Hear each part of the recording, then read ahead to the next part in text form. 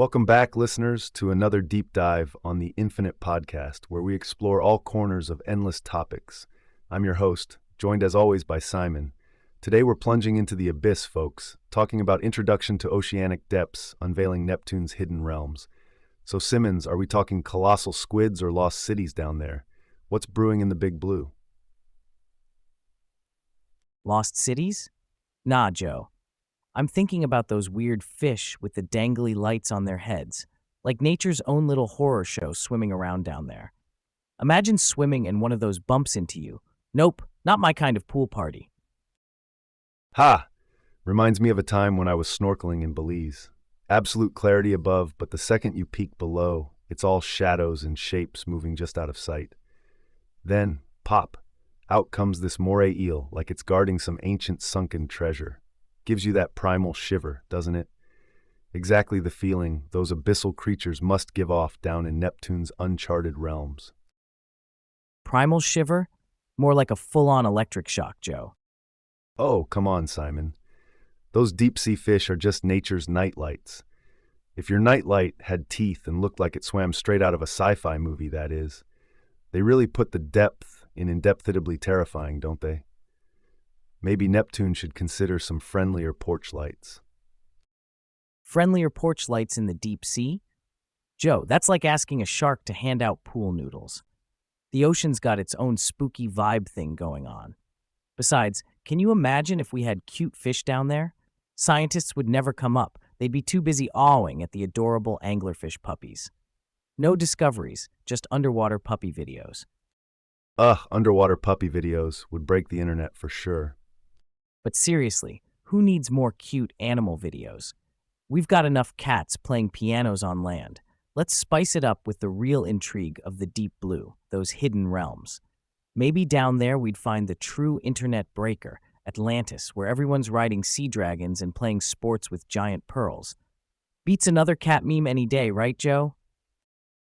Yeah, a sea dragon dunk contest would go viral instantly. Oh, for sure. There's research out there, right, about how we've explored less than 5% of the ocean. It's wild when you think about it, Joe. The Marianas Trench is deeper than Everest is tall. It makes you wonder what's hiding in those depths. With all that unexplored space, who says there isn't a sea dragon waiting to show off his slam dunk? Exactly, Simon. Who's to say there isn't? All right, Joe. The thing about the ocean is, like you said, it's mostly unexplored. The Mariana Trench, the deepest part of the ocean, goes down nearly 36,000 feet. That's deeper than Mount Everest is tall. The pressure there is over 1,000 times the atmospheric pressure at sea level. It's so intense, only specially designed subs can dive there. And these trenches and deep-sea zones, they're home to some of the most outlandish creatures we know, like the black swallower that can gulp down prey twice its size, or those vents spewing water hot enough to melt lead. It's no wonder myths and legends abound when our own planet has so much mystery left to serve up. Pressure cooker for life's wildest creations. No imagination needed. You got it, Joe. Nature's pressure cooker, churning out life that makes our sci-fi look tame. Speaking of wild creations, ever wonder how those deep-sea creatures handle the pressure? Do they just never come up for a reality check or what? So, Simon, do you think those creatures have their own oceanic no-fly zone? Or are they scouting the seabed like nature's little secret agents, never surfacing? They're totally scouting, Joe, nature's James Bonds with fins. Fun fact, deep-sea critters are adapted to live under extreme pressure and cold, so surfacing is a no-go for them. They'd literally fall apart due to the rapid pressure change. Plus, their food is down there, so why visit the surface? No need to fix something that isn't broken, right? Up here, we suit up to dive down, but you're telling me they'd need to suit up to come up? That's their home field advantage. Makes you think, though, what if we had the tech to bring them topside without harm? Could change the whole aquarium game. But hey, why wait on tech? There's so much more to find at those depths. Each dive could be hitting nature's jackpot with new critters. It's like a never-ending treasure hunt, except the gold is alien-like fish instead of coins. Hey, new listeners, you just dove into a deep chat about the ocean's coolest and creepiest zone, the unfathomable abyss, Neptune's own VIP lounge. We're gabbing about those bizarre creatures chilling where no sunbeam dares to shine. It's nature's surprise party down there, folks, full of beasties that could school any sci-fi monster in weirdness. Don't sweat missing out. We're still plunging into the depths of this underwater mystery. Stick around. Welcome back, deep divers and sea sleuths. We've been dangling over the edge of the world's wettest enigma, the colossal, murky bathtub known as our ocean. Let's cut through the waves here, Simon. Dive bells and submarine spotlights can't hold a candle to what's really down there. Forget mermaids in Atlantis for a second. Real magic's in the mud. Those extreme survivalists are basically laughing at the laws of life as we know them. Sure, we picture ocean dwellers as fish with flashy light bulbs luring prey, but hey, that's scratching the surface of creativity under pressure, isn't it? Now imagine a place so wild, so uncharted, where every flip could be flipping the script on biology itself. That's what's up or down in Neptune's realm. But come on, those champagne-sipping, caviar-slurping VIP lounge analogies? Our abyssal buddies aren't lounging. They're dominating in the big leagues of evolution without breaking a sweat, or, should I say, a gill? Oh, absolutely. Evolution's all-star team is playing in the deep end. Sure, evolution's MVPs are deep below, but let's do a reality check. The intro to Oceanic Depths sounds like a snorkel dip to the kiddie pool compared to the real deal, uncovering Neptune's hidden layers. When we talk about deep diving, it's not just bioluminescent fish or sea vent soirees. It's the stuff defying what textbooks said was possible. I mean, organisms down there survive with no sunlight, under killer pressure, making a mockery of our need for vitamin D and open spaces. So listeners, scrap those beginner swim caps. This is untamed wilderness that'll make your head spin. Forget serene blue waves. The abyss is more than just wet and wild. It's an alien concert headlined by creatures you thought were only in director's cuts of space horrors. It's nature's own Twilight Zone, except it's all too real and waiting to rewrite the narrative of life on Earth itself. Now, how's that for peeling back Neptune's curtain? Mind-blowing stuff, Joe. Nature's scriptwriter needs a raise. If nature's the scriptwriter, Simon, what kind of epic tale do you think she's weaving down there that we've yet to read the first page of? I'd say she's drafting a saga of survival, Joe. Unsung heroes in a watery wilderness, whole civilizations untouched by the surface world, where phantom submersibles might be scouting, silent as ghosts. Imagine full chapters filled with tales of lost underwater vessels, echoes of history mingling with the deep-sea life. Each wreck a story, each dive uncovering more pages. Nature's narrative is vast, and we're barely past the prologue. Nature's storytelling is unparalleled, Simon. Every wreck, a historical breadcrumb leading us deeper into Earth's aquatic anthology of the unknown. Speaking of phantoms of the deep, let's navigate towards the ghostly fleets below, those lost submarines and underwater vessels. They're not just rusting relics, they're capsules of time, sunken troves of the human endeavor that barely scratch the surface of maritime mysteries. So listeners, ready your sonar. We're about to echolocate through the pages of the past, exploring tales straight out of Davy Jones's locker. Let's dive into the shadowy world of phantom submersibles and see what secrets they might be keeping from the daylight dwellers up here. Man, lost submarines. I bet even the ghosts are down there wearing floaties. And the fish swim by like, check out the new reef. It's like an underwater garage sale with a free sign. Everything's slightly water damaged. Time for a dose of eerie reality, Simon. There's a real graveyard of sunken subs and ships beneath the waves. Take the infamous USS Thresher, lost in 1963 during deep dive tests, or the USS Scorpion in '68, both nuclear-powered submarines and still resting deep below, now part of the seafloor infrastructure. It's a marine paradox, these machines of war becoming peacetime reefs, fostering new life. Nature's ironic that way. And let's not forget the K-129 Soviet sub-disaster in the Pacific, which sparked one of the Cold War's most covert operations, Project Azorian. These ghostly relics become history lessons, each with an eerie story ripe for a haunt fest. They're natural museums preserving moments frozen in time and salt water. Talk about an exclusive club, Joe. The ocean floor is the ultimate VIP section. No bouncers needed, just a couple of tons of water pressure. Those subs are down there throwing the longest, most silent raves in history. Just imagine ghostly sailors spinning eternal yarns for an audience of fish with built-in glow sticks. These subs are the ultimate members of an exclusive undersea society.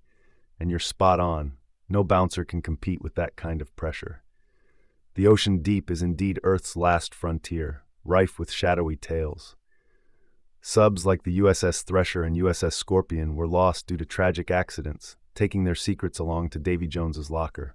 The ocean's crushing pressure entombs these vessels, preserving them perhaps better than any surface grave could. Then we have the K-129, which sank in 1968, even sparking international espionage with the CIA's Project Azorian trying to raise it in one of the Cold War's most ambitious covert ops. Lost underwater vessels like these turn into ecosystems for deep-sea creatures, environments where life adapts in wondrous ways. These shipwrecks create their histories while aquatic life writes its next chapters around them. A symbiotic relationship between man's misfortune and nature's persistence. These submarine disasters, like the USS Thresher and Scorpion, spark some eerily fascinating stories. The Thresher, hailed as one of the most advanced subs of its time, suffered a catastrophic failure during deep-diving tests, taking 129 souls with her. Then there's Scorpion, lost under controversial circumstances that have spurred various theories, but it's been suggested a torpedo malfunction sunk her. These incidents remain two of the peacetime Navy's worst tragedies. On the other hand, we've got the Soviet K-129, which sank in '68 carrying nuclear missiles. That kicked off the CIA's Project Azorian, where they tried to raise the sub using the ship Hughes Glomar Explorer, secretly a huge claw hiding beneath it. They partly succeeded, grabbing a piece of K-129, albeit much of it stayed on the seafloor. Here's the wild part. The whole thing stayed hush-hush until journalists spilled the beans in the '70s. Now talk about a high-stakes underwater cloak and dagger.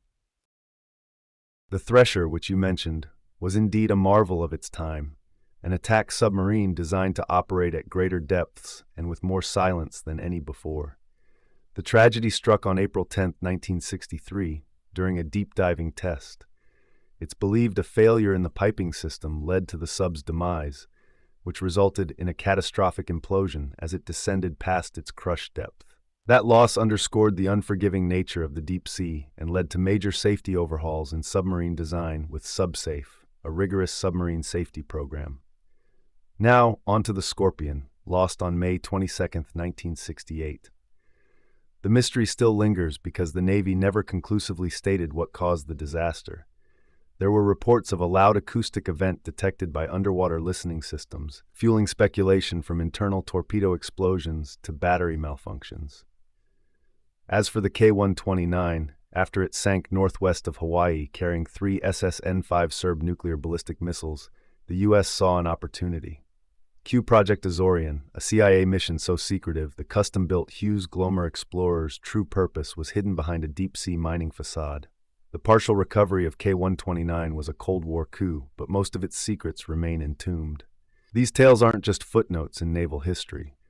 They're stark reminders of the risks the brave souls aboard these vessels faced, and the intriguing blend of military history and oceanography that's ripe for exploration. Sub-safety lesson. Nature doesn't do tech support. Exactly, Simon. No tech support and no do-overs.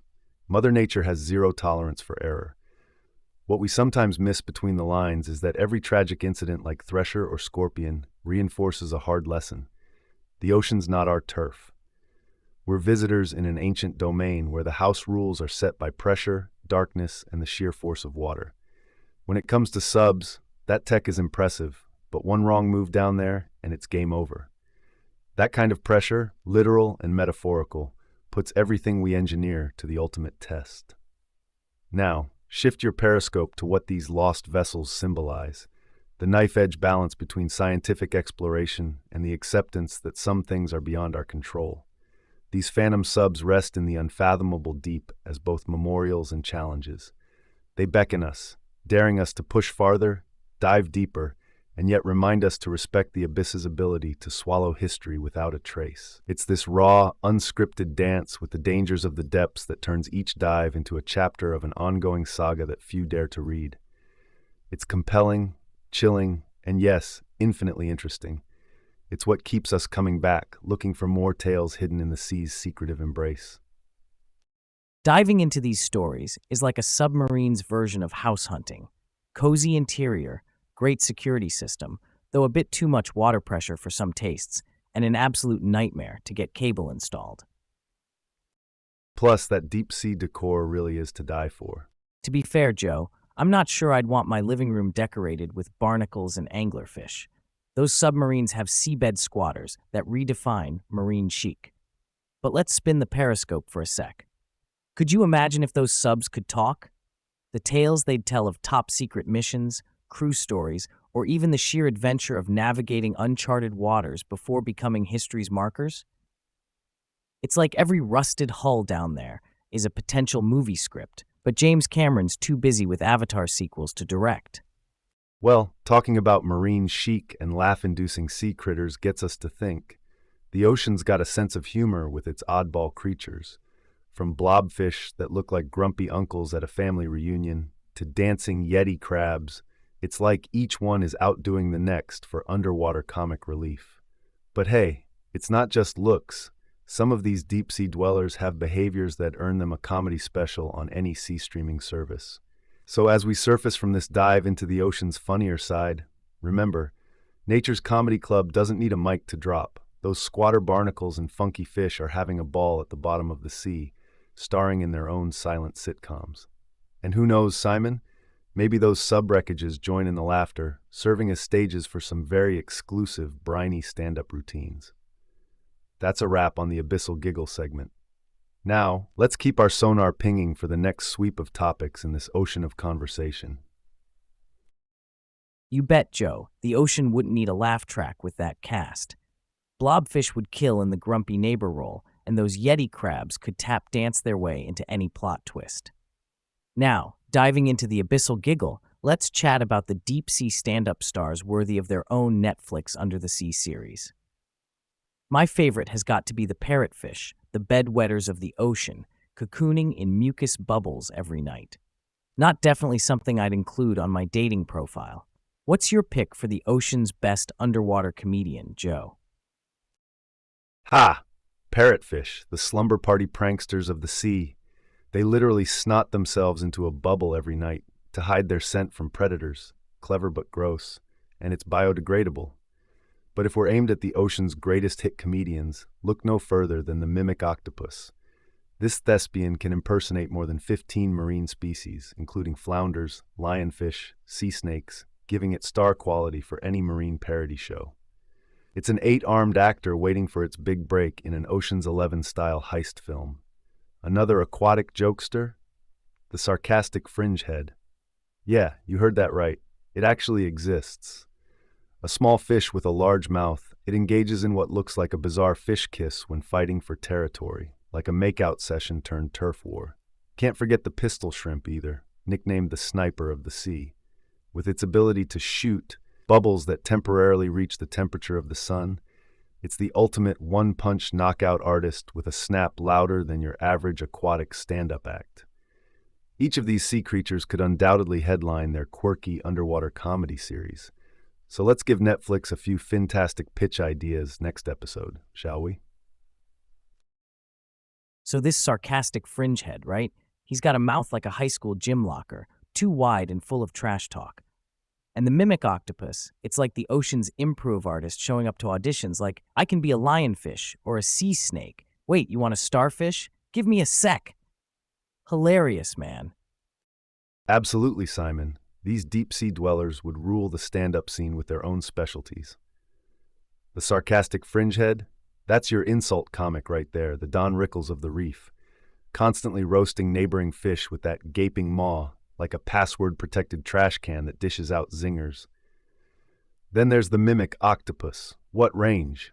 It's the Robin Williams down there, morphing into anything the ocean throws its way, no script needed.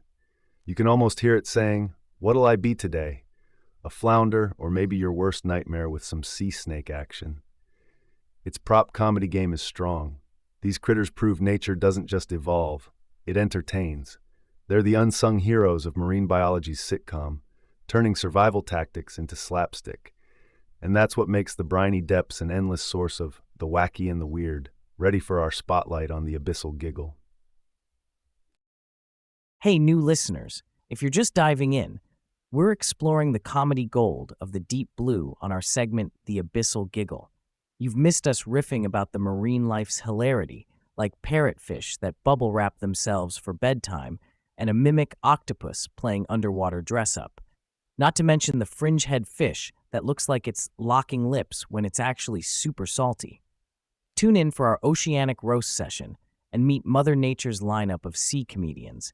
Who needs Netflix when you've got these natural-born jesters? Right on. Here goes a quick dive into my own treasure chest of memories. There was this snorkeling trip I took a few years back, gliding over coral like a lazy man's spacewalk. Suddenly, this cuttlefish appears, putting on a color-changing clinic. It's flashing, rippling colors like it's the DJ at its own undersea rave.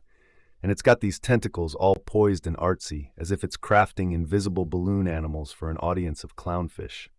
Now, picture me trying to stay cool while this soft-bodied illusionist goes full Vegas on me. My mask is filling with laughter-induced tears, and honestly, I'm just thankful I wasn't scuba diving, because that regulator would have shot out from my grin.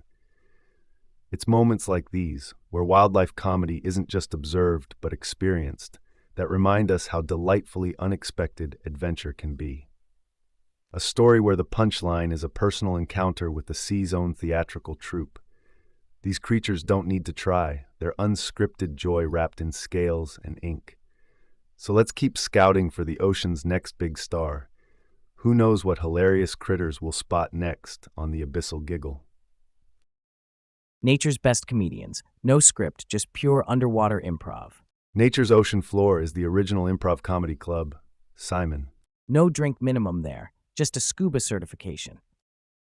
Sure thing, Simon. So for our deep sea dive audience, here's a bit more context about the Abyssal Giggle crew.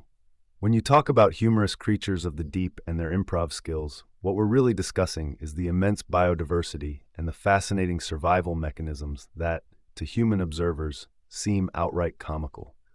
Let's start with our bedwetting parrotfish creating mucus cocoons. This is actually a brilliant survival tactic that protects them from parasites and predators while they sleep. Mimic octopuses are remarkable for their ability to impersonate other sea creatures, not just for performance but for protection. And what a way to avoid predators or sneak up on prey. Sarcastic fringeheads will aggressively protect their territory, and when they encounter rivals, they engage in what looks like a duel of stretchy mouths, which can remind us of a bad-tempered conversation full of lip.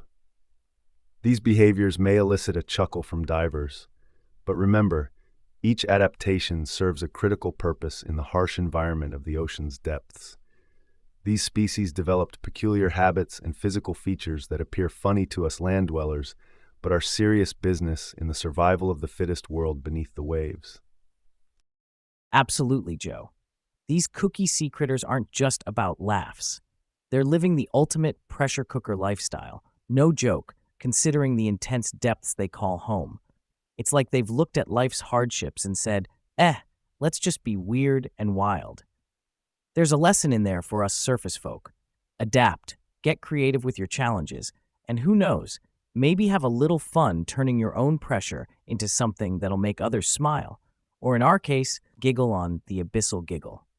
Life's heavy, but down there, those organisms are literally under tons of water, and they're still rocking it out. So true, Simon. Watching these creatures maneuver the literal pressures of their world is inspiring. They're not just making us giggle, they're showing us resilience. Remember, folks, pressure doesn't always crush, it can also create diamonds. And speaking of adaptation and thriving under pressure, let's transition from our aquatic comedians to a more reflective dive. We're talking about philosophizing over pressure, exploring what deep-sea life teaches us about handling our own highs and lows, or in this case, our own depths and shallows. They say, whatever doesn't kill you makes you stronger, but I think it's more accurate to say whatever doesn't kill you provides a heck of a story, or at least a few learning curves. Just like those fancy-free fish down below, we've all got our own depth gauges to read and personal trenches to navigate.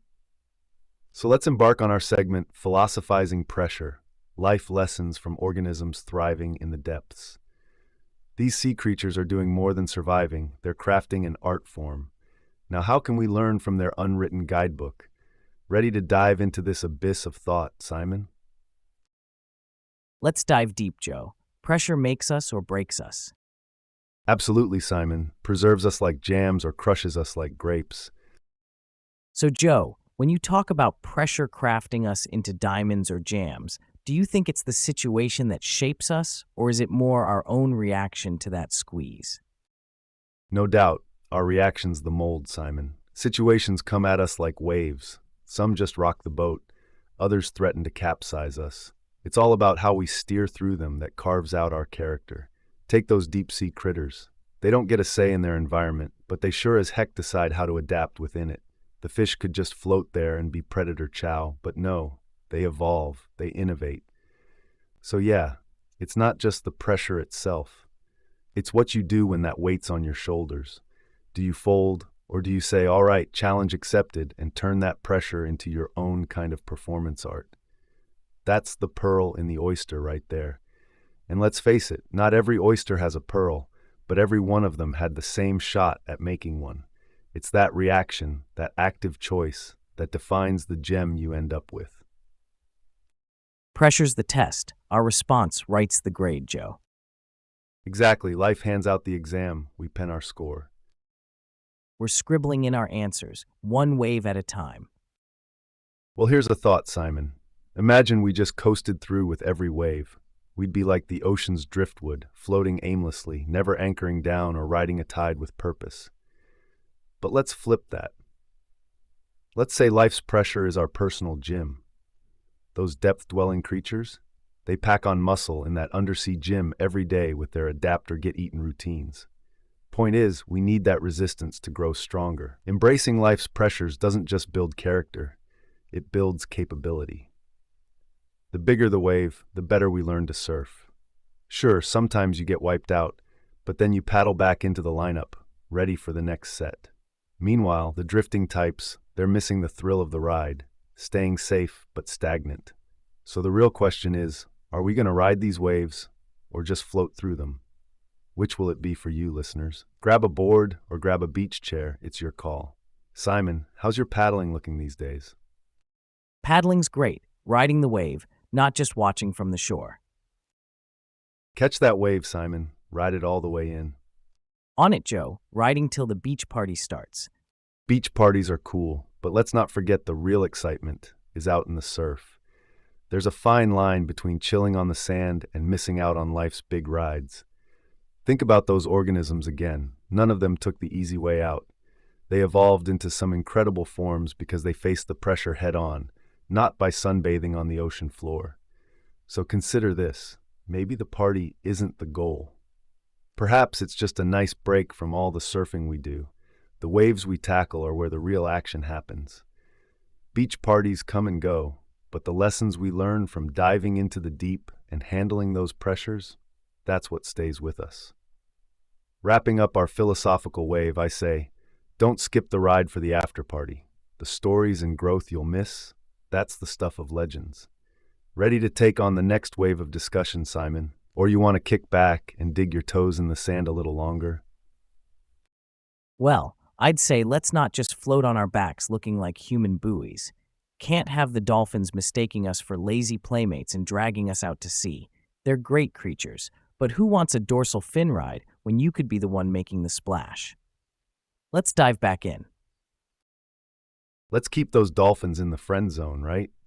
I mean, being dragged out to sea is for interns doing a team-building exercise, not seasoned pros like us. Plus, I've seen my share of Swim with the Dolphins brochures. Seems a bit too cozy for my liking. On a serious note, though, we're here to make waves, not ride on someone else's, or some dolphins. So listeners, when life cranks up the pressure, don't wait for Flipper to save you. Be your own captain. Now, Simon, let's navigate the depths. What's our next deep dive topic? All right, Joe. This one time, I went snorkeling, thought I'd be king of the sea. Got out there with my flippers and mask, ready to conquer the ocean. And you know what happened? Took one look down at all the fish doing their thing below me, darting around like they owned the place. Which, fair play, they did. But instead of diving in and joining the party, I ended up just floating on the surface, too freaked out by all that unknown swirling under me. Missed out big time. I mean, those fish had it figured out, adapt and thrive, right? Only later did I realize that staying in my comfort zone, skim reading the sea's cover, was like skipping the whole story. Next time I went, I dove deeper, got up close and personal with the corals, anemones, you name it. The pressure was on to face my fears, but that's where I really learned, amongst the fish, not above them. Shows you, Joe, life's too short for shallow-end adventures. Gotta make your own waves. Right on, dive deep, face fears, live the full story. Amen, Joe. Dive in, make it epic, no half stories. Full stories only. No cliffhangers in this ocean adventure, buddy. No cliffhangers, just full tales and big waves, Joe. Big waves are great, Simon, but let's not forget the calm waters. How about those creatures thriving in the still, deep ocean? They tap into a different kind of strength, using the quiet and the pressure to calmly go about their lives. Their lesson? Sometimes power comes from peace, not constant churn. There's value in floating sometimes, taking in the silence to recharge. Let's not underestimate the survival skills needed there. It's not all about making splashes. Stillness breeds its own kind of strength, Joe. Totally agree. Absolutely, Simon, stillness does have its own strength. But let's poke at that concept. In an always-on world, isn't there a risk that we get too comfortable with quiet? We could miss the chaos where real growth happens. Take those deep-sea creatures. They don't actively seek out the silent spots. They're adapting because they have to. Challenging our listeners here, is your stillness by design or default? And pressure, usually it's framed as this big bad wolf. But flip it, and it's the best darn coach you've ever had. Pushes you to evolve, learn new tricks, survive. Ever seen a pearl complain about the clam being too snug? Nope. So, I'm tossing this back to you, Simon, and to our listeners. What kind of pressure are you facing that might just be training you for your next evolution? And remember, pressure is a privilege. It means you're in the game. Sorry, Joe. We spiraled off track there. Circling back to the current topic, saffron's secret. Honestly, it's wild how these tiny threads cost more than gold. And its history? Kings and paupers. Everyone jonesing for that red spice. Insane the lengths folks went to for a pinch of flavor. Makes you wonder, was a saffron paella worth all that trouble?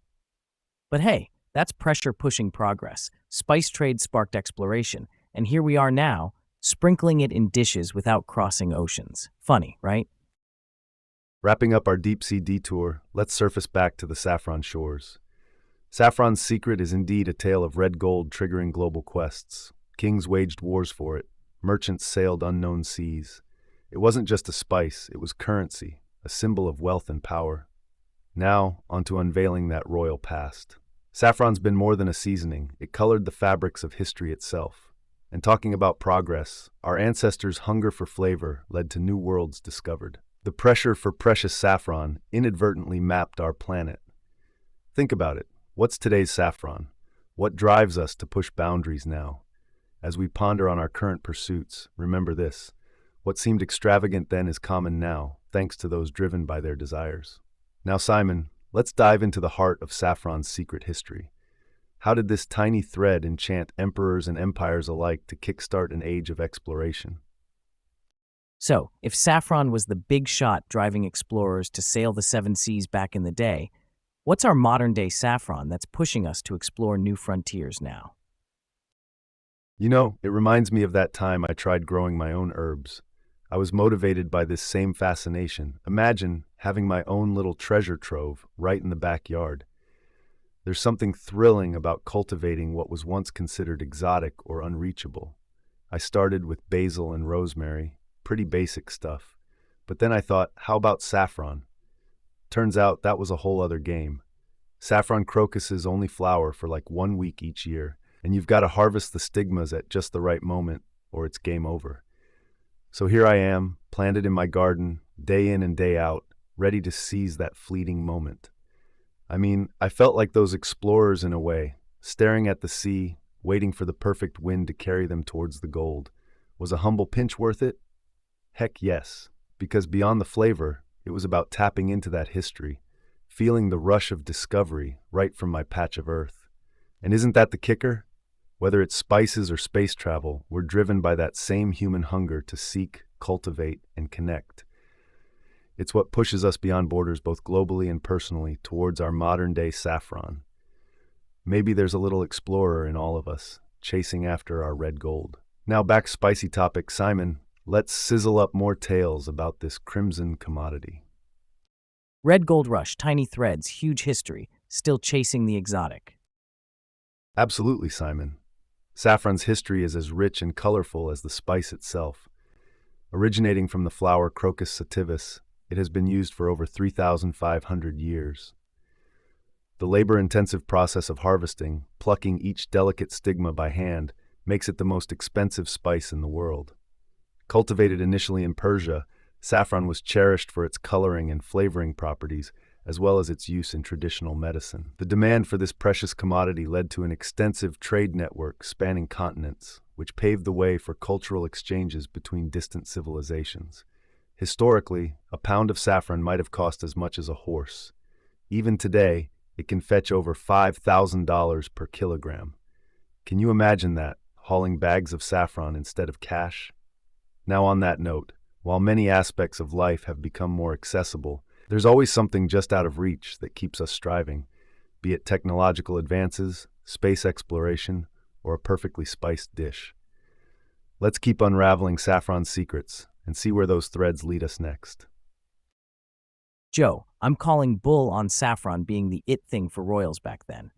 Just picture it, some king sitting on his gold throne, bragging about his stash of red threads. Look at me, I've got saffron. Who cares? It's a spice. For real though, what's so royal about saffron anyway, aside from its price tag? Royals should have been chasing dragons or discovering continents, not sitting around waiting for their saffron risotto to cook. Let's be honest, today's saffron isn't something you sprinkle on food. It's the technology in our pockets that everyone's after. It's all about iPhones and Teslas now. So let's talk about something wild, and that, my friend, ain't saffron. Well, you've got a point, Simon. Not every royal would have been fixated on saffron, and dragons, metaphorical or otherwise, were surely more riveting for some. But don't forget the power spices like saffron held over people. It was tangible luxury. However, I'm with you on this. The modern craze isn't a spice, but tech gadgets and innovations. On that note, let's roll over to our closing topic. Cinnamon scrolls through time. Much like saffron, cinnamon was a heavyweight in the spice trade ring. Its story woven through ancient texts and trade routes, cinnamon has left a fiery trail across cultures. Empires rose and fell, economies boomed and busted, all while chasing that sweet, woody aroma. But it wasn't just about flavor. Cinnamon has been used medicinally, a preserver of meats, a display of wealth. The list scrolls on. So as we wrap this spicy session, remember that the impact of these trading practices reverberates through time, shaping how we trade, travel, and interact today. The spices may have changed, but the essence of global exchange continues. Keep scrolling through life, folks, and stay spicy. Absolutely, Joe. Cinnamon. Now that's the real MVP of the spice cabinet. Saffron may have been the rich kid on the block, but cinnamon, it's like the cool cousin who knows everybody. Seriously, cinnamon rolls? A life changer. And it wasn't just tasty, it fouled everyone thinking it was only found in some mythical cinnamon land. Talk about a marketing win. Wrapping up from saffron to cinnamon, we've got these spices lighting up the map, pushing explorers into the great unknown. That's the defining impact, driving discovery and connecting cultures, even today. So folks, as we scroll through time, let's talk about how cinnamon spiced up history way more than our lattes. All right, Simon, you're hitting it on the head with cinnamon, the ultimate connector before social media even existed. It's wild how something as simple as a spice has spun the globe into such a frenzy. That's nature's power right there. No AI, no VR, just plain old tree bark rolling out some of the greatest voyages in history.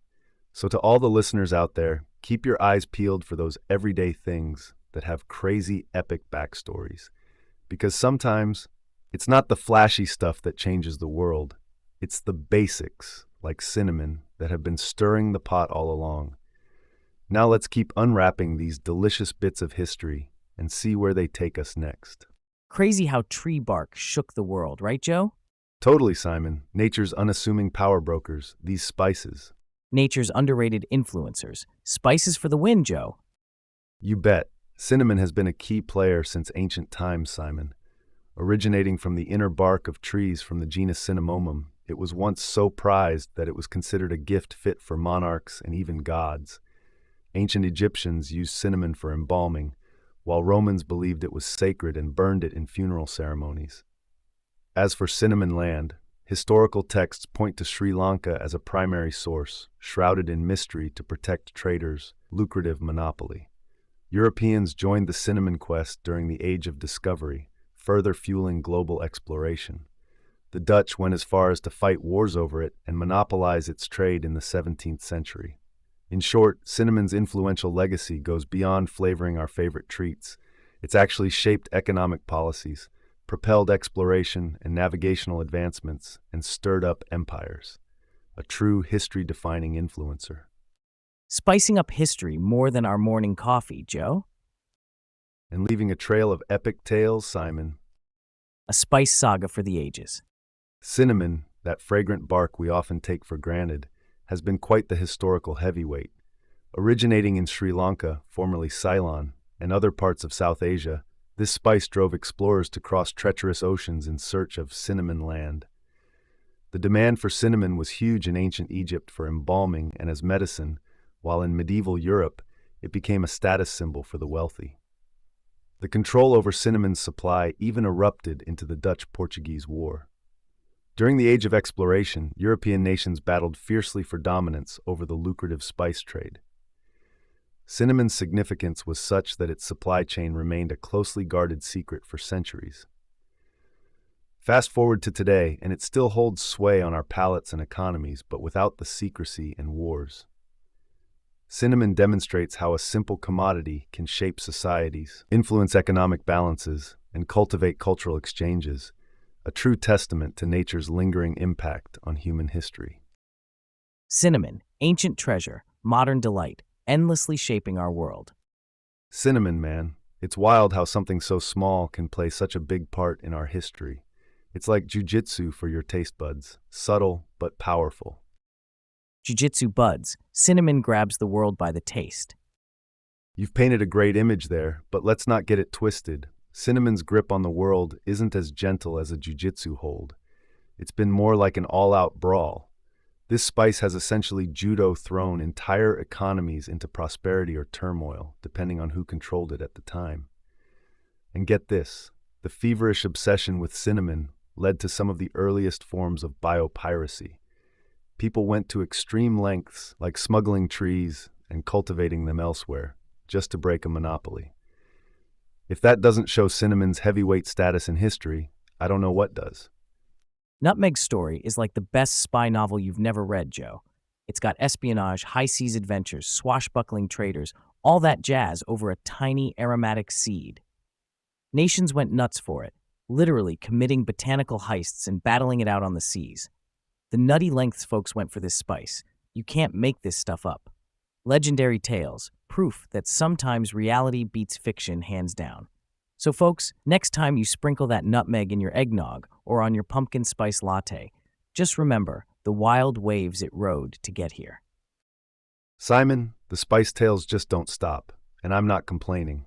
Nutmeg's got as much drama as cinnamon, if not more. That whole botanical heist vibe makes me think of nutmeg as the secret agent of the spice world, always cloaked in mystery. And that, friends, brings us to Nutmeg's nutty narratives. We're about to dive into a saga filled with espionage, exotic lands, and high-stakes battles, all for the love of a spice you can find chilling in any grocery store today. So, strap in as we uncover Nutmeg's cloak and dagger past, a history so rich, it'll make your eggnog taste like a story in every sip. The James Bond of your spice rack, folks. Shaken, not stirred, and packed with history. Guess nutmeg was the original spice up your life before the Spice Girls took over. Am I right? Secret agent nutmegging its way through history. Nutmeg, which hails from the Banda Islands in Indonesia, quickly became Europe's it spice during the 16th and 17th centuries. The craze for this tiny powerhouse was fueled by its purported medicinal properties and its unique flavor, elevating it to a luxury commodity. European powers like the Portuguese, Dutch, and English sparred for control over these spice islands. Nutmeg was worth its weight in gold at one point, leading to some serious espionage. I mean, we're talking about smuggling nutmeg seeds and seedlings under pain of death. And let's not forget the Treaty of Breda, where the Dutch traded Manhattan, yes, the New York Manhattan, to the British for control of Run, a tiny island rich in nutmeg. This exchange shows how pivotal nutmeg was on the world stage. So there you have it, a snapshot of nutmeg's nutty narratives.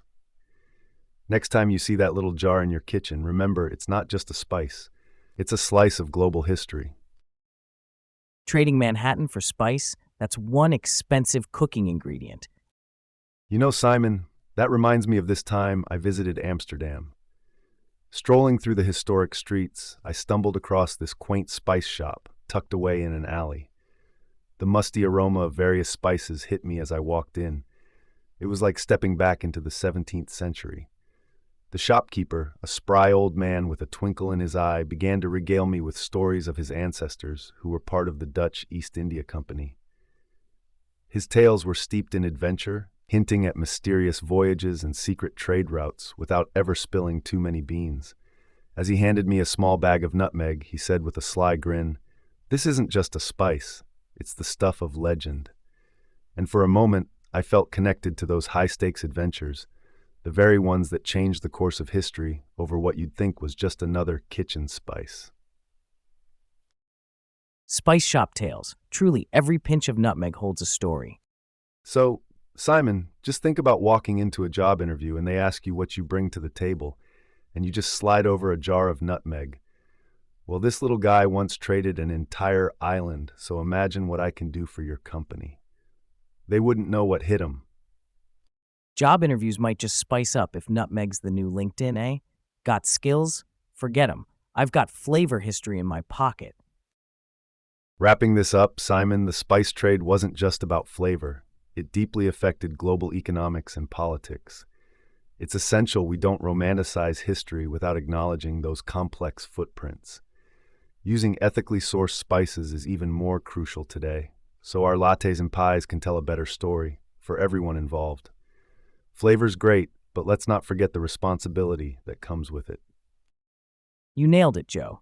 Spices stirred more than pots. They churned up whole economies. It shaped our past, but now we've got a chance to sprinkle some good in there with ethical buying. On to lighter, yet still spicy topics. Peppered with ethics. Is that zing on your tongue worth the footprint? Let's grind into this peppery problem, folks. Right on cue with peppered with ethics. Look, everything we consume leaves a mark. When you go for that dash of pepper, it's more than just taste. It's history, labor, and trade practices in your every bite. Think fair trade, sustainable farming. These aren't just buzzwords, they're lifelines. Choosing responsibly means acknowledging that our smallest choices, like seasoning our food, can have global impacts. High-quality, ethically sourced spices might cost a bit more upfront, but the real savings are in supporting what's right. From plantation to plate, let's make every grain count. Choose wisely, spice responsibly. Responsibly sourced pepper, because the only thing we want heating up should be our dishes, not the planet.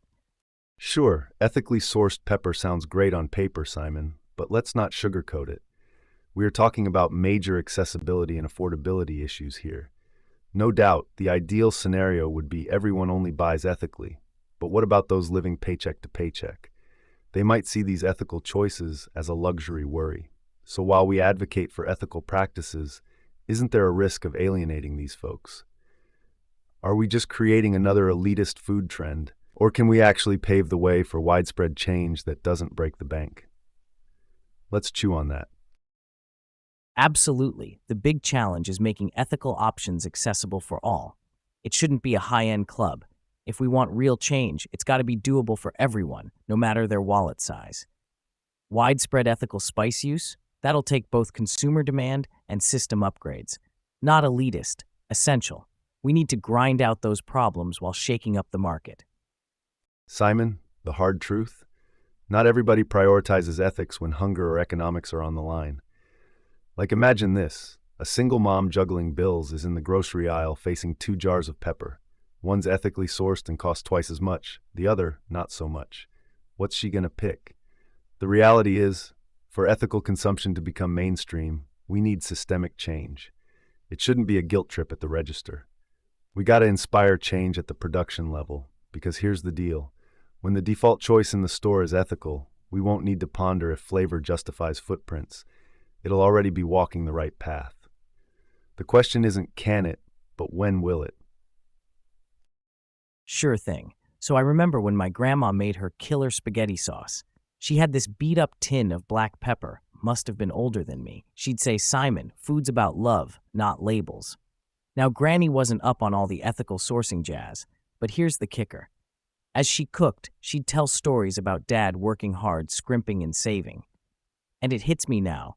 Her tin was about survival, not statement. Years later, I'm staring at pepper options, cheap or chock full of ethics. It dawns on me, we're not just seasoning food, we're sprinkling principles. Sure, Granny went with what worked for her pocket, but that's the point. We've evolved to consider more than just cost. And yet, in honoring Granny's wisdom, I ask myself, how do we bridge that gap so everyone, even those counting pennies while stirring pots, can put ethics before economics? Bridging that gap, that's the true seasoning of progress, Simon. Joe, this takes me right back to when my brother and I ran that lemonade stand as kids. We'd picked some neighbors' lemons, yes, with permission, to make our world-famous lemonade. Well, one day, Dad sat us down and talked about where things come from. He swapped our sugar for honey from the local farm down the road, said it was better for the bees and the farmers. We grumbled because it upped our costs, but soon noticed something wild. People didn't just like the taste more, they loved the story. Our little stand turned into a buzz spot. It wasn't overnight, but eventually we started seeing folks coming to us over other stands because they too wanted to spoon a bit of goodness onto their conscience. And here's the thing. It wasn't until years later I clocked that Dad wasn't just sweetening our drinks. He was stirring in life lessons about ethical choices. With each cup we poured, we weren't just slinging lemonade. We were sharing a bigger picture, one sip at a time. Now, isn't that food for thought when spicing up the ethics debate?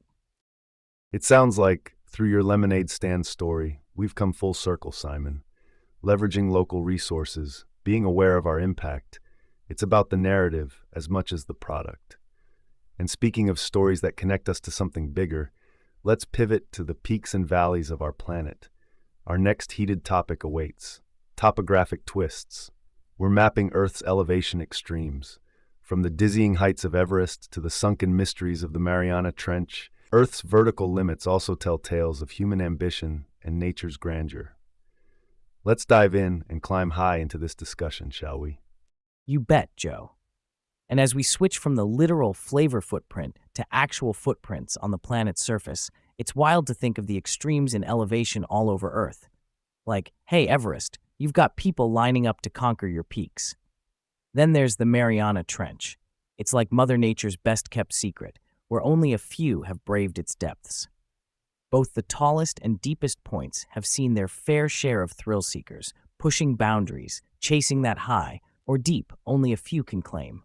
Let's map these geographic giants and see what drives us to explore beyond our usual horizon. Topographic twists. Is it the challenge, the fame, or are we just wired to reach out for the stars or touch the very bottom of the ocean floor? Strap in, listeners. It's quite the descent and ascent from here. Driven by curiosity, Joe, humanity's always reaching for extremes. Sure, humanity's curious, Joe. But reaching for extremes, sometimes it feels more like we're just collecting bragging rights, don't you think? Pulling out the old "I've been there" badge at parties. Now everyone and their cousin wants a selfie on Everest or a deep-sea profile pic in the trench.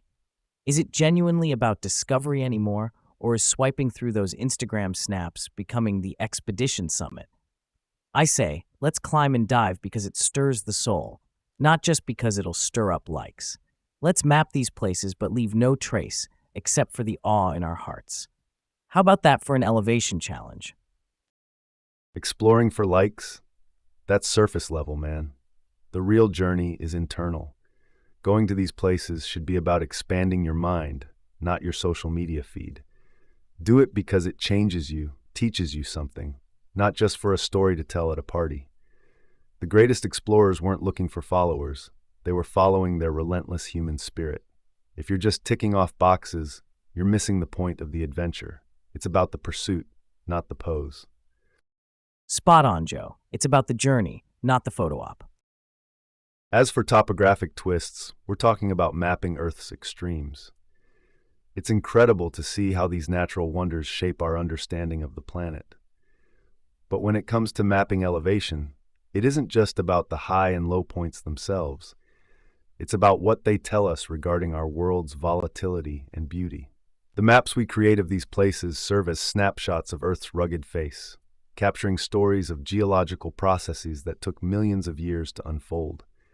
Whether it's climbers facing Everest's bitter cold or submarines navigating the pressure of the trenches deep, these maps guide the brave and the bold. They also help scientists unveil climate patterns, biodiversity hotspots, and Earth's changing surface. What a layered tale each contour line tells. Hey there, fresh listeners. Just tuned in? Here's the scoop. We've dived headfirst into topographic twists. We're all about Earth's wild elevation swings. Yup, from the towering tip-top of Mount Everest to the shadowy depths of the Mariana Trench. We're marveling at maps that show not just ups and downs, but Earth's epic tales of time, nature, and a little human grit. These peaks and valleys aren't just contours on a map. They're a mega mashup of history, science, and adventure. Stick around as we keep unearthing these high highs and low lows. It's going to be a bumpy ride. Absolutely, listeners. So Everest stands a colossal 29,029 feet, 8,848 meters above sea level, the ultimate symbol of Earth's vertical prowess. It's part of the Himalayas, formed roughly 50 million years ago when the Indian plate collided with the Eurasian plate. Now, plunging to the Mariana Trench, it nosedives about 36,070 feet, nearly 11,000 meters under the Pacific. The trench is less understood than Everest due to its accessibility, or lack thereof. These high and low spots on Earth's surface are crucial for understanding our world. They influence weather patterns and climate, they're indicators of plate tectonics at work, and they're extreme habitats holding unique life forms that may unlock secrets of resilience and adaptation. Mapping these mighty extremes is not just about setting records, it's also a key to unlocking Earth's past and predicting its future. Before we surf off the wave of altitude extremities, let's dip our toes into the enigma of Atlantis. Plato threw us a real brain twister with that one. An island that might have kicked it on our ancient maps, now just a legend or bedtime story for history buffs. Was Atlantis real or just an old-time allegory? Did this mysterious place ever dot our charts only to vanish like a ship in the Bermuda Triangle? While some map out stars and deep-sea trenches, others are charting myth and philosophy, trying to pinpoint a civilization that, if it was more than a tale, could change how we see history. So did Atlantis ever grace our maps? The jury's still snorkeling on that one. Now, listeners, don't you go vanishing on us. We've got more curious conundrums coming up. While Everest and the Trench are geographical certainties, Atlantis remains shrouded in mystery. Plato's tale has sparked debates for centuries. Was it a metaphor for a utopian society gone rogue, or an actual sunken island waiting to be rediscovered? The line between history and myth blurs with every retelling of the story. It's fascinating how some have scoured ocean depths and ancient texts, hoping for a glimpse of a lost civilization. But whether we're mapping Earth's peaks, plumbing its depths, or chasing legends like Atlantis, our quest for knowledge keeps pushing us forward. This pursuit unites the wonders of our planet and the myths of our past. Both hold keys to humanity's boundless curiosity. Speaking of which, let's dive into the Atlantis conundrum. Was this fabled land ever a blip on ancient cartographers' parchments? Did Plato give us a treasure map to our collective imagination, or a coded clue to a forgotten chapter of human history? Let's explore what this might mean for the legacy of storytelling and the endless human search for truth. Atlantis, huh? Joe, I don't know about ancient maps, but if you're asking me, Plato was the original master of clickbait. Picture this, a mysterious island that's perfect in every way, except whoops, it's sunk. This is bait to get every explorer and conspiracy theorist hyped up, tailor-made for History Channel specials with dramatic reenactments. We might not find Atlantis on any map, but you can bet it's been mapped out in every would-be treasure hunter's daydreams since forever. Atlantis, the ultimate what-if in history. Could be that Plato was just playing 4D chess with our ancestors, making a point with a story so compelling we're still talking about it over 2 millennia later. Honestly, it's like the first conspiracy theory, without any tinfoil hats. And just think of the industries it spawned: books, movies, expeditions. Whether it's real or not, Atlantis is a heavyweight champ of legends. It's got everyone from scientists to scuba divers looking for the tape out, that conclusive evidence. And that's no joke. Oh, Plato, the godfather of making stuff up. Let's be real, folks. You're telling me with all our tech, satellites that can read a license plate from space, we still can't find Atlantis? Come on, we found water on Mars but no island here on Earth? Maybe it's because it never existed. Looks like Plato was the OG king of fiction, way before J.K. Rowling waved her magic wand. And yet, here we are, centuries later, eating up this ancient sci-fi like it's Sunday dinner. If Atlantis was on a map, I bet it'd be in the Here Be Dragons section, right between El Dorado and Narnia. Keep searching, folks. Just maybe leave a breadcrumb trail back to reality. Challenge accepted. Let's stir the pot. Atlantis might be Plato's greatest work of fiction, but what if he actually stumbled upon a kernel of truth? Ancient reports or misunderstood events spun into a tale we can't let go. Maybe Atlantis never graced physical maps because it wasn't meant to. It was mapped in philosophy and allegory. What if the real treasure isn't a sunken city, but the quest itself? The push to explore, to question, to dig deeper, literally and figuratively. Atlantis has us probing ocean floors, researching ancient cultures, and challenging our understanding of history. It's this enduring enigma that doesn't just captivate, it inspires, sparking that fire that keeps each generation hunting for answers. Whether it's truth or tall tale, Atlantis has certainly charted a course on the map of human curiosity, wouldn't you say? Hey, fresh ears hopping in. You've landed smack dab in the middle of the Atlantis conundrum. We're chatting about whether the legendary island Plato yacked about was ever a real deal item on ancient travelers' maps. Was Atlantis an actual city that took a dive into the deep end, or just some high-concept fiction to get folks back then, and even now, fired up about utopias and sunken treasure? It's a heavyweight mystery match, and we're ringside, discussing if this place was part of history's hidden levels or just mankind's fave myth to muse over. So stick around, there's more to uncover. You might just find your new favorite piece of puzzled pondering right here with us. I can appreciate the art and impact of anime. It's a cultural powerhouse. But I won't fake being a diehard fan, just not my scene. What about you, Simon? Got any favorite shows or characters from this animated world?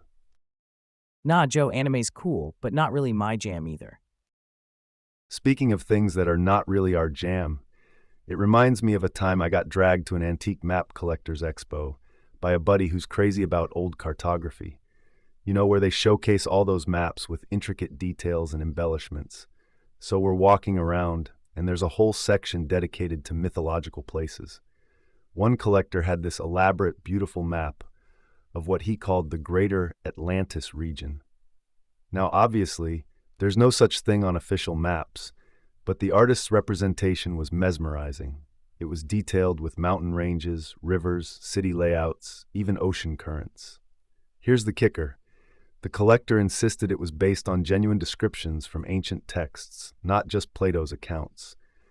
Whether it was for entertainment or actual belief, that map blurred reality and fiction so convincingly that I found myself getting pulled into the lore.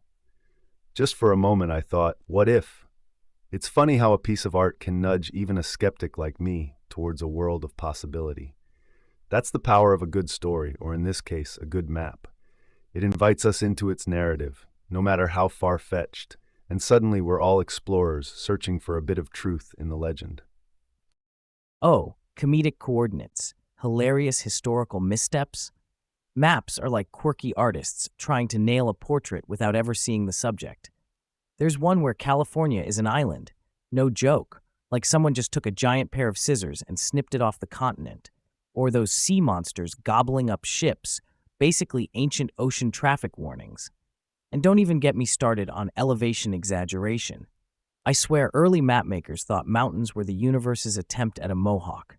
So buckle up as we draw our own zany zigzags through history's funniest map flops next time. So, we looped back and forth on Atlantis. Real, myth, or just a lesson in top-notch storytelling from Plato. Maybe we'll never pin it down, and that's okay. It keeps the spirit of exploration kicking, whether for truth or a good yarn. Transitioning to more tangible map madness, let's steer into the whimsically wonky world of historical cartography, a realm where comedic coordinates reign supreme. Yes, dear listeners, before Google Maps could fit neatly in our pockets, explorers were sketching out some pretty wild guesses about our world, like California's stint as an island on many a 17th century map. This wasn't a one-off oopsie, it was a full-blown geographic goof that persisted for over a century. And those sea monsters you mentioned? They were the OG, Here There Be Dragons warning labels. Mapmakers had a flair for the dramatic. It kept things interesting, if not entirely accurate. As for mountain ranges resembling sky-high mohawks, let's chalk that up to creative liberty with elevation. So stick with us as we take a delightful detour through past mapping mishaps where fact meets fiction in the most entertaining ways. All right, Joe, color me skeptical, but this California as an island thing, were cartographers just yanking our chain or what? I mean, a century-long bungle sounds like some epic trolling. Imagine selling maps with big-time boo-boos like that today. You'd have tourists wandering into the sea looking for Hollywood. And those sea monsters? Probably just old-time sailors seeing ocean mirages after one too many grogs, right? They slap some tentacles on their doodles, and suddenly it's a Kraken hotspot. Let's be real, historical maps were half guesswork, half fantasy novel cover art. Guess you didn't need accuracy when your map looks like a Game of Thrones set piece. So folks, were these cartographic comedies simple mistakes or the original fake news? Maybe they were both, but hey, who doesn't love a goofy map gaffe to giggle over? Stick around, we've got enough history's hilarious slip-ups to keep you laughing until the next glitchy GPS sends us veering off-road again. Simon, believe it or not, the California as an island myth wasn't just a prank. It was a genuine cartographic blunder. Back in the 1600s, explorers like Eusebio Kino were convinced that California was separate from North America, thanks to some exploratory errors and wishful thinking. These mistakes were then passed down through generations of maps. As for the sea monsters, they weren't just sailor superstitions. They represented the unknown dangers of seafaring. Those ocean-going explorers often encountered whales, giant squids, and other sea life that, through the lens of myth and exaggeration, became the menacing creatures on maps. They were warnings of uncharted waters where danger lurked, the voids in knowledge filled with the beasts of legend. Historical maps tell us about past perspectives, fears, and imaginations. Sure, accuracy got the short end of the stick, but these quirks also reveal how human curiosity tried to unravel the mysteries of Earth back when much of the world was still terra incognita. Ah, the old cartographic whoops-daisy saga. Kind of makes you wonder if these guys were navigating with broken compasses? I mean, a whole island out of nowhere? Perhaps they had a few too many at the old tavern, sketched a quick doodle on a napkin, and thought, yep, that's the one. Throw in some mythical sea beasties and boom, you've got yourself the adventure map of the century. Sounds like the real expedition was exploring the boundaries of the human imagination, not terra firma. If anything, they were visionaries of sci-fi, inventing Star Wars' creatures before it was cool. Their maps are less pothole ahead warnings and more monsters galore, if you dare. It's storytelling with borders, a fantastically flawed fairy tale guided by sextants and stars. Strap in, folks, because truth be told, cartography was basically humanity's first fandom, spinning yarns about planet Earth like it was Middle Earth. All right, listeners, let's dive even deeper into this cartographic comedy club. Humor me as I sprinkle in some extra context. Imagine the island of California being equivocated to spotting a Bigfoot. Explorers often relied on second-hand stories which were more like fishing tales, stretching with each retelling.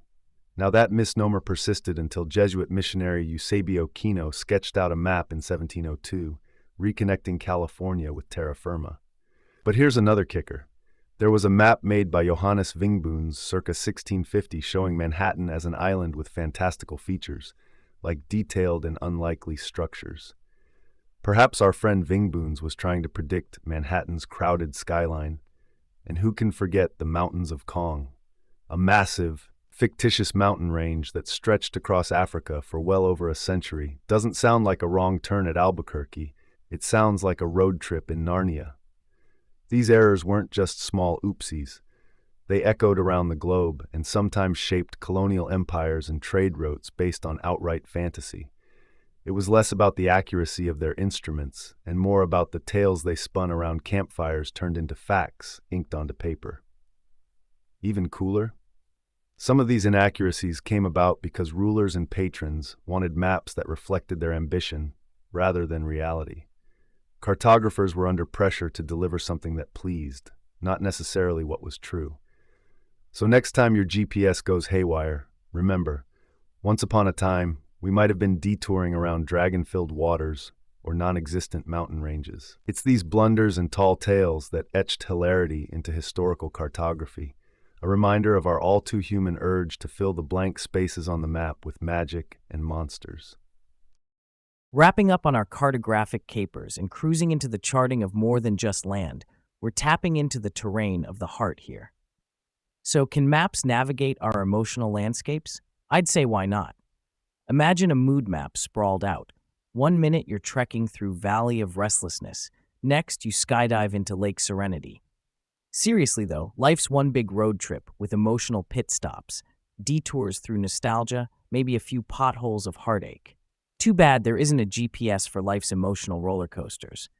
But hey, that's what friends and triple chocolate ice cream are for, right?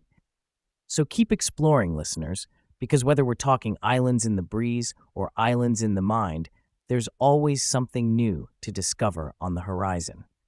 And remember, your personal compass might just be your best navigation tool through the wilds of feelings and experiences. Just don't forget to enjoy the scenic route now and then. Now let's set sail for the next topic, armed with quirky tales and a map to the next chuckle-worthy chapter. Phew, I think we've squeezed every last drop out of historical map blunders. We've globe-trotted from phantom islands to make-believe monsters and chuckled over cartographic old-timers. Now, shifting gears smoothly into the abstract geography of our feelings, this is where we truly get ourselves lost without a physical map in hand. Charting personal geographies, can maps navigate our emotional landscapes? Well, as much as I love the idea of GPS for the soul, life isn't that straightforward. We don't get a satellite view of our emotions, nor do we have clearly marked trails through the ups and downs. But imagine if we did, an emotional Google Maps offering the fastest route out of Angryville or suggesting a scenic bypass around Anxiety Alley. Our emotional terrains are complex, with hidden paths only we can tread. They're colored with personal experiences and subjective perceptions, making each person's map unique. It's something no explorer, no matter how seasoned, could chart for another. Because sometimes what looks like a shortcut might just be a loop back to the starting point. Navigating these inner journeys takes introspection and often some trial and error. Sometimes you might feel adrift at sea or summiting peaks of elation. This rich internal life lends itself to the concept of creating a compass made up of values, support systems, and self-awareness, steering us through foggy doubts and shadowy fears. So as we transition from the tangible world to the topography of our hearts and minds, let's explore these contours together, shall we? Grab your proverbial emotional backpacks, listeners. It's going to be quite the expedition. Emotions need compasses, not maps. Let's hike the heart's hills. Let's strap in for some internal orienteering, my friend. Internal orienteering? Buckle up, we're navigating the feels. Absolutely, Simon. Consider emotions like the weather patterns of our inner world, unpredictable and constantly shifting. A map might not be enough to navigate them because they are not static territories. They're alive and dynamic. It's more about learning to read the signs, recognizing when you're entering Anxiety Archipelago or approaching the Serenity Summit. Having a compass, in the form of self-awareness and coping mechanisms, is essential to finding your way through these emotional landscapes. It equips us to handle sudden storms or enjoy the rarefied air of joyful peaks. Each of us pioneers our path through this terrain, and while we can't chart it for others, we can certainly share our experiences and perhaps guide someone through their fog with a tale or two from our own treks. So yes, emotions need compasses, and the calibration of that tool is an ongoing process. As we hike the heart's hills, it's all about developing the skills to adapt and adjust on the fly, choosing our steps wisely, and sometimes just knowing when it's okay to pitch a tent and wait out the emotional tempest. Real talk. Emotional whirlwinds need our best inner storm chasers. Agreed. Gotta be our own thought meteorologists. Thought meteorologists love it, forecasting feelings one day at a time. The concept of charting personal geographies or navigating emotional landscapes is a metaphorical way of understanding how we understand and manage our emotions. The idea here draws from the techniques of map-making and navigation applied to our subjective experiences. In this context, maps represent an attempt to visualize complex territories. Real maps depict geographical features and paths, while emotional maps would represent personal experiences, emotional states, and psychological conditions. Just like a cartographer charts out landforms and routes, a person might try to map their emotional highs and lows to understand their internal processes better. In psychology, there are actual techniques similar to mapping used in various therapeutic contexts. For example, cognitive behavioral therapy, CBT, may involve patients charting their moods and behaviors to identify patterns and triggers for certain emotional responses. This can help someone better anticipate and manage challenging feelings. Another parallel could be drawn with affective forecasting, which is predicting how one will feel in the future. Like weather forecasting anticipates meteorological changes, thought meteorologists, so to speak, are individuals trying to predict their emotional reactions to events, often to make better decisions. The use of the navigation tool, compass, in these metaphors implies the importance of having guiding principles, goals, or coping strategies that help steer one's course through emotional turmoil, akin to a compass guiding a traveler through unknown land. Overall, the discussion is about self-awareness, emotional intelligence, and mental health tools that each person must develop individually through introspection, experience, and sometimes therapy. It suggests that just as explorers once filled out the blank spots on the world's maps, we constantly discover and map out new facets of our emotional selves. Emotions are wild. Our inner compass keeps us on track. A steady inner compass is key in the emotional wilderness. Absolutely. Without it, we're just wandering through the emotional fog.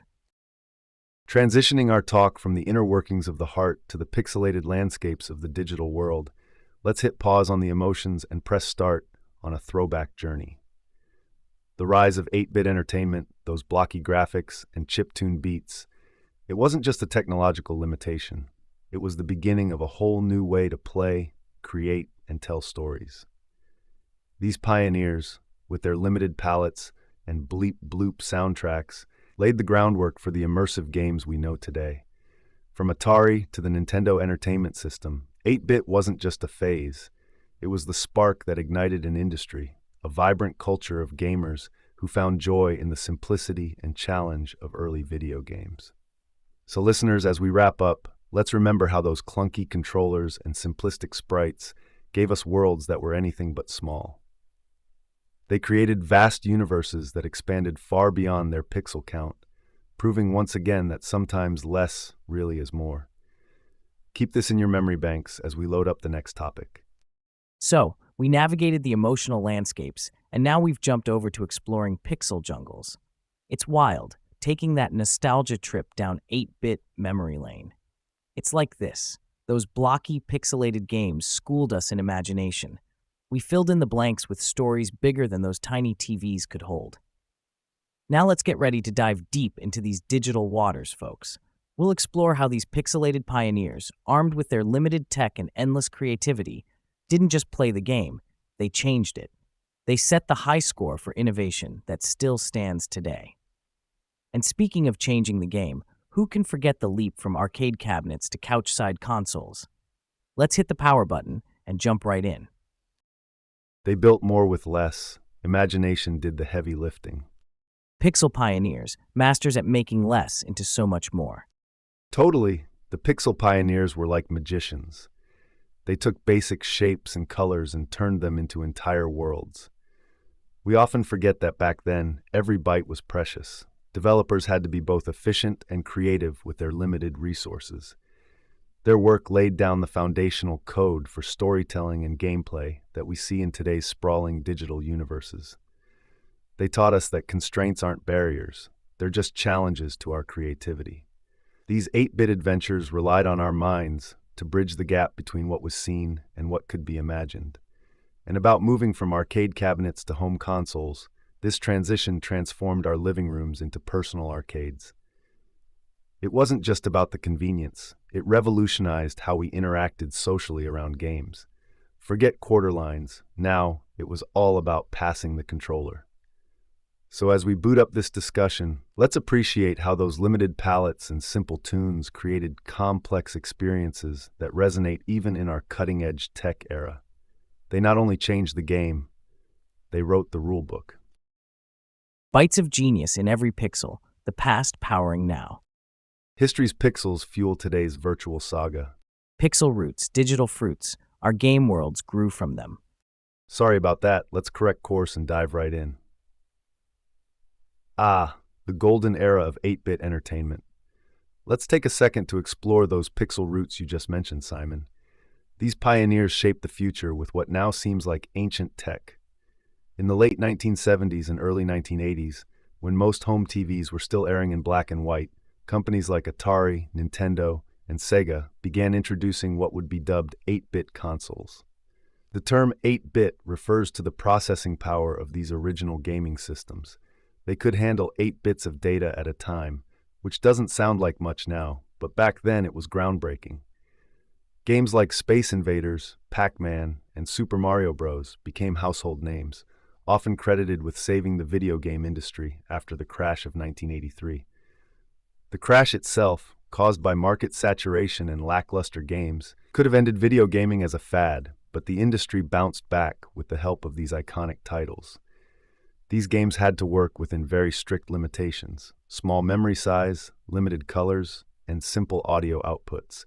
Yet the creativity that blossomed within these bounds laid down the visual and auditory aesthetic for a generation. So even today, we see indie developers intentionally choosing this style for its retro appeal and challenging simplicity. And major titles often pay homage with pixel art Easter eggs or entire levels designed in the old-school fashion. The digital fruits of today are indeed built upon these pixel roots. Without them, there might not be the rich virtual landscapes we take for granted in our current gaming worlds. It's a testament to how creativity thrives within limitations and how innovation is often born of constraint. Pixel by pixel, those forefathers of gaming crafted an enduring legacy that continues to influence and inspire. Joystick journeys. Man, those arcade halls were like battlegrounds for social hierarchy. You had the high-score champs, the newbies, and everyone in between. Old-school cabinets didn't just entertain, they brought us together, shoulder to shoulder, quarter after quarter. Arcades shaped a generation of gamers, teaching hand-eye coordination one pixelated enemy at a time. They were noisy, flashy community centers before we even knew what online community meant. In these glowing temples, we weren't just playing games, we were part of a scene. The impact? Lifelong friendships and rivalries, plus a cultural legacy that keeps feeding our digital world today. From joystick to touchscreen, we've come a long way, but nothing beats the visceral thrill of an old-school button masher in a crowded hall. Now, let's leave these virtual quarters behind and see where our next podcast adventure takes us. Arcade halls are the unsung heroes of social gaming. Before the days of multiplayer servers and friends lists, it was the clack of joysticks and the smash of buttons that echoed our competitive spirits. Arcades did more than build hand-eye coordination. They were the original social network. The drama played out in person, live action, with spectators and all. The high scoreboard wasn't just a list of names, it was a monument to local legends, stories that became a part of the arcade's fabric. These joystick journeys taught us the value of standing side by side in both victory and defeat. They were the proving grounds for many of the skills gamers boast today, even if most gaming now happens in the solitude of our own homes or anonymously behind avatars. The cultural impact is still palpable, not just in how we game, but in how we connect. It's as if every online